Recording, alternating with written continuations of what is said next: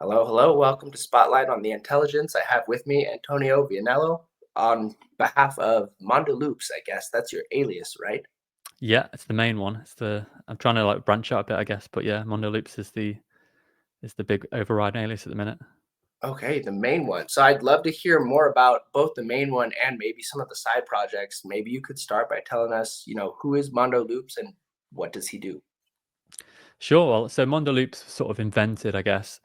I think it was about 2018, and the idea was I'd seen some really cool like guitar loop covers on YouTube, and I wanted more of a reason to play guitar. Uh, so I tried to commit to sort of making some loops, and I did a few on YouTube, which is sort of the first place that it kicked off for me. So I did like Radiohead and Bonobo covers, just with like a looper pedal. And from there, it sort of eventually just shifted into adding drums to the loops, and then it sort of became, I guess, like beats, the jamming out, sort of freestyle, and it quite naturally sort of fell into the lo-fi hip hop realm before I even really knew that much about it, I guess. Um, so yeah, it was like unintended, but it shifted that way, and I did sort of want to get rid of the name as well, Mondo Loops. I thought it would be great for having loops in the title for like YouTube if people are searching for guitar loops. But then as I started releasing commercially for like music, I wanted something a bit cooler, but I couldn't think of anything in time, and it just sort of stuck. So that's sort of the origins of that, I guess. I like it. So you have almost like a peripheral route compared to a lot of other artists I've seen where they were, born and raised producers. It sounds like you are a guitar player first and transitioned into lo-fi through that route. And I'm sure you're familiar with like maybe splice and sync licensing and all the Yeah, ways that people would go about, compensating you for your loop work. yeah, yeah, yeah. What does the business of that look like? Yeah, I mean, I probably am primarily a guitar player, or I was. I had sort of dabbled with production uh, a little bit before that, completely different stuff. Like I tried to make some electronic music, house music a little bit, on like uh, Fruit Loops early days. So I had it in my back of my mind, like, I knew a little bit about production. But yeah, it's just one of those things. Like when you're starting out, especially if you're a guitar player, piano player, whatever it might be, if you need to get a producer involved and a mastering engineer involved, and all of these other sort of elements of it, the music creation process, it becomes incredibly expensive and time consuming, and sort of it's hard to get people on board with what you're sort of going for as well, I guess. So um, for me, it was just like, yeah, I play guitar, but I need to sort of pull up, get the producer side going as well, and that's something I sort of worked on for a long time. Um, but yeah, I mean, as an instrumentalist, there are lots of ways, as you say, like splice loops. I sell my own sample packs as well, and I think there's sort of is I guess sync licensing music that would be purely guitar, purely piano. But yeah, for me, it was just I wanted to be able to do as much as possible, um, which is sort of why I tried to get the production Of course. boxed out as well. Lots of the artists I've been interviewing lately, there seems to be like a rise in lo-fi hip hop of this genuine instrument playing. Like people playing guitar, playing Yeah. actual drum kits, or playing organically with pre-programmed beat pads, things like that. Mhm. So I see this almost like a return to basics in that genre with an emphasis on real instruments. Yeah, yeah, yeah. Um, what does the process of recording guitar for music production look like for you? Like, if you could describe it to me, what do you do when you make a track? Yeah, it's interesting. I think, like to go to the sort of instrument side of things, with the sort of AI music generation tools becoming so prevalent, it sort of feels as if you've got a guitar, like a natural guitar, or you're recording an upright piano, or strings and whatever, like having that sort of organic, real recording element just can't quite be emulated yet, and it sort of just gives an edge, I guess, to the music that people connect with. Because yeah, when it comes to actually recording instruments, like my guitar's always been my main instrument, but when I started trying to do the guitar loops, recording it and getting the sound that I sort of hear when I'm playing it on the amp into the computer, uh, can be a challenge. And I've tried recording piano and drums and stuff as well. And like anytime you start to record acoustic instruments is such it's a bit of a minefield, I feel, with all the different mic positions and types and preamps and like so much going on. For guitar, I mainly record uh, with a sort of I've got a Laney L5 Studio amp, which is it's sort of like a guitar amp head, but you can I can't remember what they call it. There's like an artificial load on the amp, so you can play into the guitar, sort of warm up the tubes, and then go DI into the computer without having to go to a cab. So that's the main thing I do because it's just super easy and it's just switch on the amp and you're good to go. But I do mic up as well. I've got a cab to go with it, and you do get a nice sort of enhanced sound when you're playing it into a cab and recording it. Once you get the mic positions right and stuff, and again, it's like there's so many different variables to it with mic choice and distance from the amp and positioning around the cab. But yeah, when you get the sort of sweet spot, it just it's got an edge again to the sort of guitar emulation stuff. But guitar wise, I think it's getting better and better. Sort of recording DI and using the sort of cab and amp emulations. Like Archetype do loads of really good VSTs at the minute. The Mateus Sasato is one that I'm using a lot. I've got to make a lot of videos with it on my YouTube channel, and it's just a great plugin for guitar emulation. It's got some great effects in there as well. Such a nice one to delve into for sure. Coincidentally, you're the first person I've talked about who brings such a wealth of experience of recording live instruments. That's not to say that I haven't talked to people who've done it, but you Mhm. seem the one who's the most scientific about it. And I guess my question there would be, in relation to the all the different preamps, mics, mic positions, is it all just a stylistic choice, or have you arrived at a certain level of do this, don't do this protocol for when you're doing the hardwired miking up of acoustic instruments? I think a lot of it is stylistic, especially genre to genre. Um, in terms of preamps and stuff, I just find that having all the sort of parts of the chain. So if for like the piano, I've got like a ribbon mic, which sounds really nice on pianos. So having like any ribbon mic going into a nice preamp, and then processing it however you like. I don't think there's a science to it per se, but um, personal preference comes in heavily, and trial and error for sure. Like I've read, I'm always going through forums and Reddit and trying to find out, like, I'm recording acoustic guitar, so what do people use for steel string? And then like you'll get some recommendations, and then sometimes you'll try them, and it just doesn't quite sound the way you want it. So yeah, a lot of it is trial and error, personal preference, and it's just hard sometimes to get the sort of facilities to test these things. But fortunately, there's a couple of producers who live near me in Clitheroe, up in the north of England, and there's a studio in Clitheroe run by a guy called Elliot, and it's great places like that where you can go and like test different mics. Like, because I was there recording some guitar samples a couple of weeks ago, and we were as a studio, they've got all sorts of different mics and combinations, swapping them out. And there's a few that just sounded really nice to my ear. And it's like, okay, I know I like them. I can go away and like sort of invest in them, knowing that it's going to sound good, rather than like just taking a random stab in the dark, which I think you've got to a lot of the time if you've not got access to that sort of, uh, you know, testing stuff out.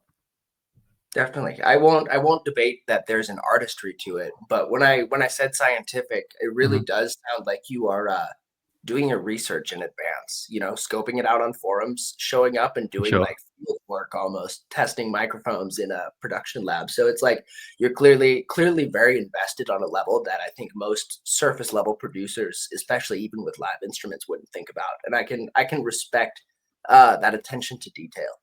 If you don't mind me steering things in a different direction, I'm kind of interested to know more about your background and what got you into music in the first place. Um, as I said, like guitar was always my main instrument, and I'd sort of got into guitar. Uh, I was into a lot of like folk sort of music, I guess, when I was younger, and the acoustic side of things. Um, I listened to sort of bands like Bon Iver and Fleet Foxes, Ben Howard.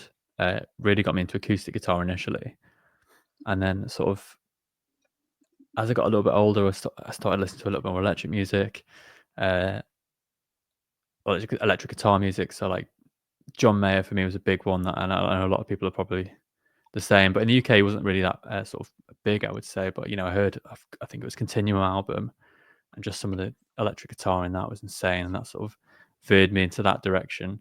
Um, but yeah, it was mostly self-taught, like over years and years. I wouldn't say I was the best sort of guitar student in that. I'm not maybe the most technical, even now. Playing for years, I sort of just I'll get like a burst of inspiration. I'll practice a little bit for a few weeks, and then I'll sort of dip off for months and months. Especially with like production going on at the minute, you can sort of forget to practice and improve, I guess, in some areas. But yeah, I mean, guitar really got me into the music side of things, sort of playing, and it was just, as I say, a natural process through the YouTube really that got me into production. You are absolutely speaking my language to that effect. I got into guitar via Guitar Hero, which is the most embarrassing origin story. Nah, But I get it. Amazing game. video games as a kid eventually led to electric guitar. I went the metal route and actually transitioned into acoustic. I was like, Oh as I yeah. got older, this is more chill. I like this more. Fingerstyle acoustic is my go-to, and Mhm. I have a background about a decade in teaching guitar lessons, and I Nice. like you am very homegrown, very non very YouTube University, very Yeah, yeah, not yeah. officially classically trained, and yet did well enough in the industry to be able to pay for a biochemistry degree with my income there, which is not a Oh, flex, more just like there's a lot to be said, I think, for like picking up something you love at home and then running with it. yeah, yeah, yeah. Having that Um, sort of inspiration just to teach yourself the guitar, particularly, just it seems to you stick with it longer, don't you? Versus like I know people who are like maybe pushed into playing like classical guitar or sort of classically trained piano, and they just sort of begin to hate it, even though they may be technically fantastic. You sort of need that passion, I guess, behind it. Most definitely. It's like, what does the inspiration come from within, or are your parents like cracking the whip over your back, making sure that you are, up to par in your orchestral seat? Yeah. Um, if you could describe what it's like for you to make a song, typically, how does it begin? What's the inception of the idea, and what happens between then and the finished product?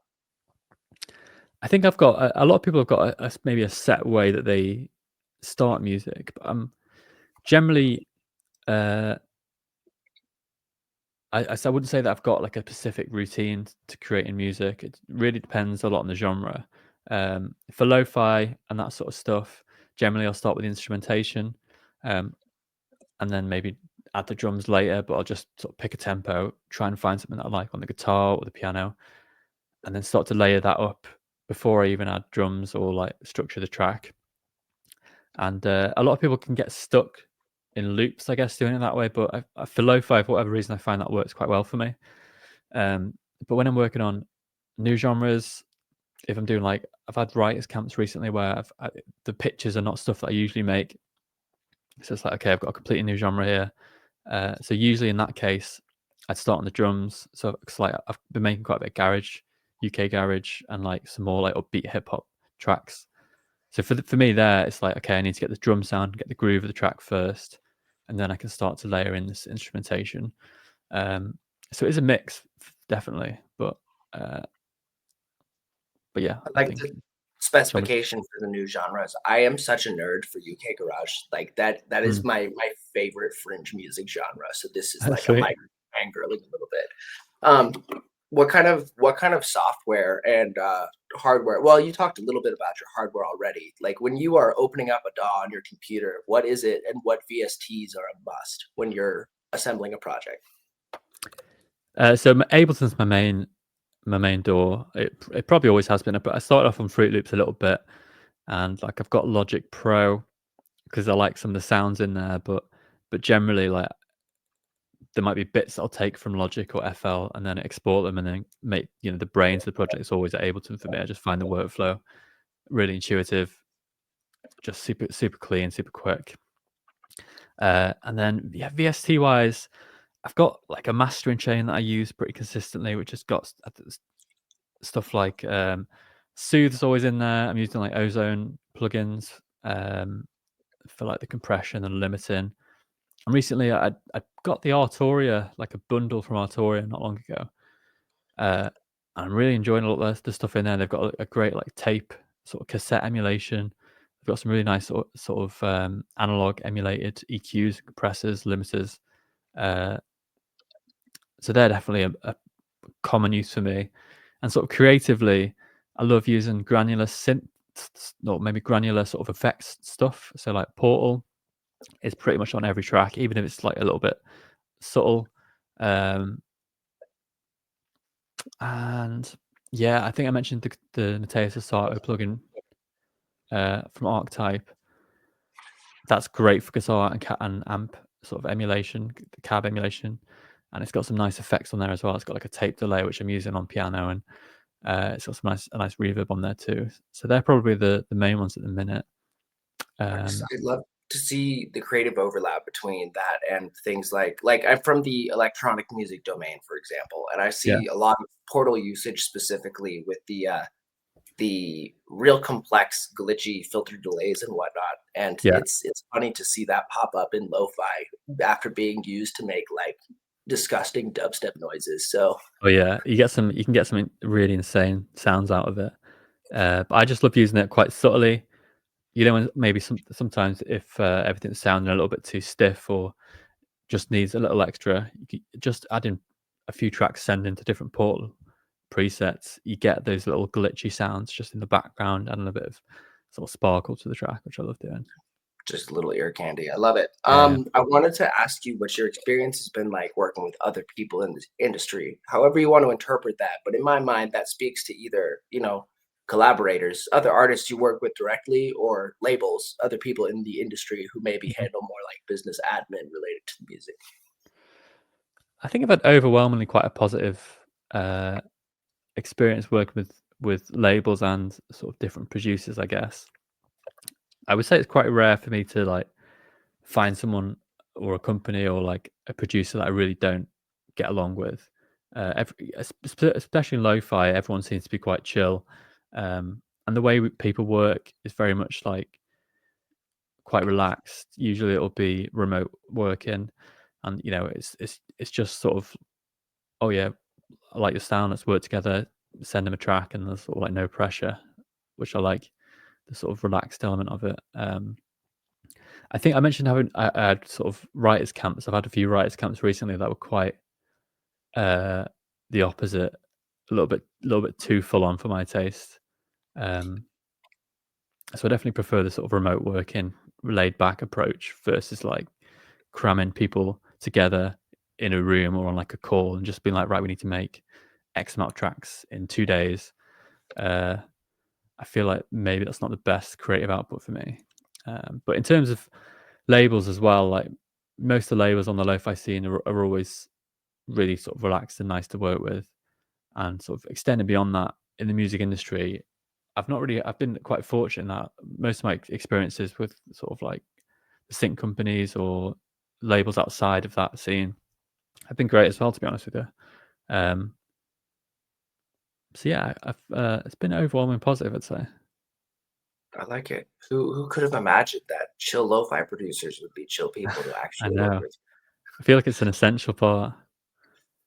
You mentioned something that stuck out to me, specifically the writers camp. So I've Mhm. I've attended a couple in-person production seminars and whatnot, just local things. But what exactly do you mean by writers camp? You said you sat down in a room full of people with the intent to crank out songs, and it was a little bit more stressful than your typical routine. How did you find yourself doing that?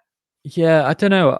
I tried to say yes to everything initially and see how it goes. And yeah, I've just had a few opportunities to sort of there'll be pitches that they're looking to write for, and most of the time it's remote, sort of like, but it's quite intense. It'll just be like on it. You got to be on a Zoom call all day for I think it's usually like a week. The last one I did, and it's like every day you paired with like 3 or 4 people, and it's like okay, we need to write a tune for this pitch. And I just find the process a bit too forced. I don't know. I mean, I think some people will probably be better at it than me. They're sort of more used to the pressure and that sort of like it feels. I don't know if creatively with lo-fi, I can sort of do what I want and make tracks that I'm feeling that sort of day or week or month, whatever it is. But with this, it was very much like you need to make this specific song with 3 or 4 different people, and then sometimes I find like, oh, I don't really like the way it's going, but other people might want to push it that way, and you've just got to go with it. And it's sort of, yeah, it feels less creative or less enjoyable and more sort of output of music, I guess. It's giving very forced high school group project kind of Yeah, energy. yeah, it felt like that for sure. And I don't know, working with sort of more high maintenance vocalists was a bit difficult as well, I have to say. High maintenance vocalist. What Yeah, in your opinion defines a high maintenance vocalist? I just when there's a few tracks where I was sent like, I don't know, 50, 60 stems of different little vocal bits that were all out of tune and like not quite in time, and they wanted me to get it absolutely perfect, like take absolutely take hours and hours and hours of just going through fine tuning, and it feels a lot more scientific than like creative. Definitely. There's a lot to be said for working with a vocalist who can, like, I don't know, maybe get at least like 50% of it down in a single take. I'm not necessarily trying to play cut and paste with 60 different single word elements. Yeah, yeah, yeah. I mean, I can't sing at all, so I probably can't talk, but for sure, I come from the same place. It's like beggars can't be choosers, but at the yeah, same yeah, yeah, time, I feel like you reach a point where you can no longer consider yourself a beggar anymore either. that's it. So, I guess you mentioned some other projects and this intent to kind of move outside the Mondo Loops brand. What other Mhm. things have you been dipping your toes into?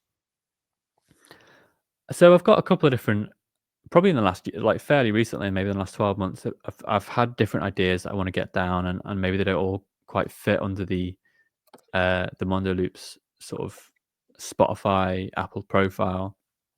And I guess streaming services can be a bit difficult in that uh, they don't like you to maybe veer away from the sort of definition they've got you in.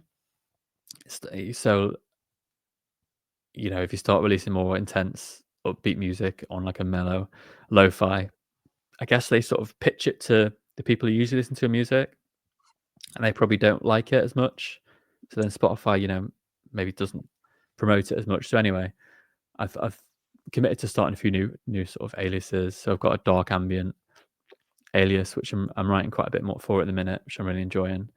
Um, and I've got a guitar only alias, which sort of goes back to, I guess, the roots of of how I sort of started this YouTube loops, and I'm just enjoying jamming out because it's nice on the electric guitar. You can just get the loop pedal going and just record, jam out a few ideas, loop it round, just keep going until something sticks. And it's just a nice way of working, like I guess, without that sort of screen interference of the production side. It sort of feels a little bit more natural. So that's one I'm working on a lot at the minute.